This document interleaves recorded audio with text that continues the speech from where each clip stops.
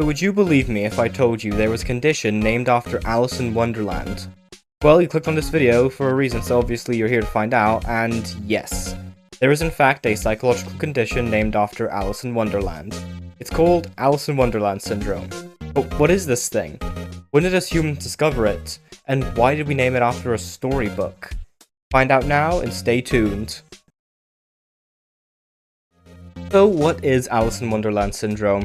Well, Alice in Wonderland Syndrome, or AIWS, which weirdly enough sounds longer to me, is a neurological perceptual disorder, not a mental illness.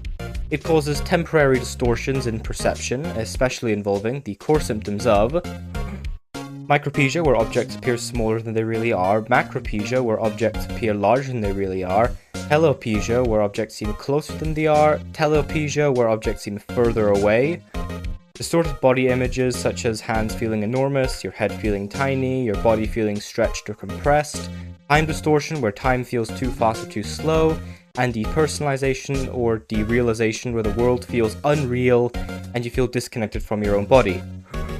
Oh boy, that was a lot of symptoms. What's important to note is that people with AIWS actually know something is wrong. They're not hallucinating in a psychotic sense, their perception is distorted instead of their belief system, so everything about their personality is fine, with the only change being how they see things.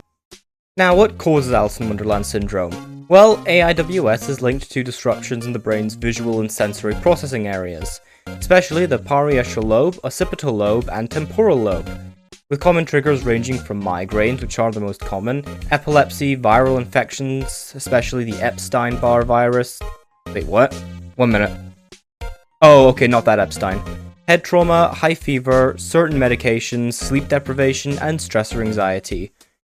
It's most common in children, but adults can experience it too, especially the migraine sufferers. Sorry guys.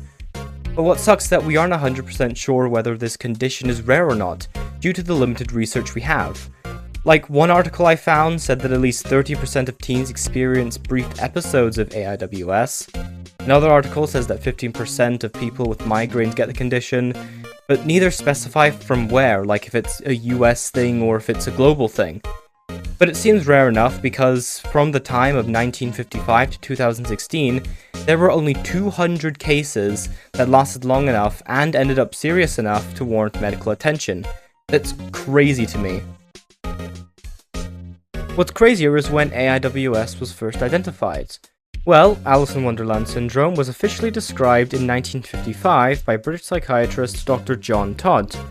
Todd studied patients who reported bizarre perceptual distortions, experiences where objects changed size, distances felt wrong, body parts appeared altered or disconnected from reality. Now, instead of dismissing these reports, Todd noticed something fascinating. These descriptions sounded incredibly similar to scenes from a famous novel, Alice's Adventures in Wonderland by Lewis Carroll, published all the way back in 1865. There, patients described feeling larger or smaller than reality, rooms stretching or shrinking, and distorted spatial awareness. Todd didn't use the name as a metaphor, he did quite mean it literally.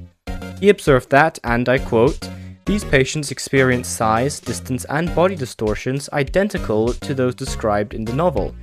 So, he named the condition Alice in Wonderland Syndrome, directly referencing the surreal perceptual shifts Alice experiences in the story. Now, I don't know why he didn't mention the movie that actually came out 4 years before this in general, but maybe Todd didn't see the movie, whatever, maybe, I don't know, maybe he was more into the classic stuff, and he's not the only one. Okay, now here's an interesting part when researching this video, and this all falls under allegedly. So there's no confirmation of this, it's not true, there's just some coincidences that may prove it, right?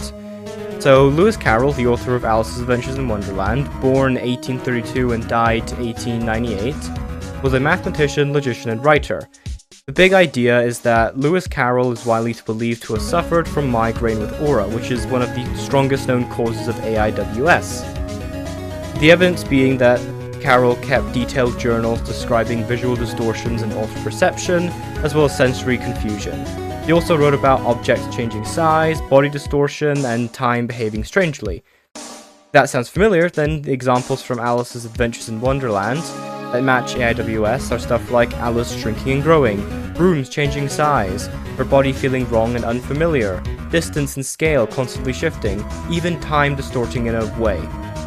Now, important to note is that there is no medical diagnosis, because even though psychology wasn't recognized as a proper science until 1879, there was still a lot of controversy around it. But modern neurologists widely agree that Alice's experience strongly resembled migraine-influenced perceptual distortion. So now that I've laid out all this stuff for you guys, I'm pretty sure you might be asking if this is possibly dangerous. Is Alice in Wonderland Syndrome dangerous?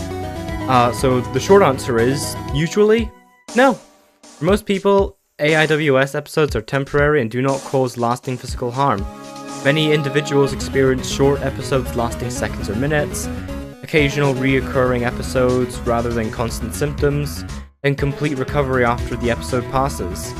In fact, AIWS is especially common in children and adolescents, and many grow out of this as their brain develops. Researchers believe this is because the brain is still wiring perception and sensory processing during a childhood, and that neural networks responsible for visual interpretation and body awareness are still stabilizing. So in many cases, AIWS is more like a temporary glitch in perception rather than a permanent condition. But even though it isn't typically medically dangerous, AIWS can be deeply unsettling.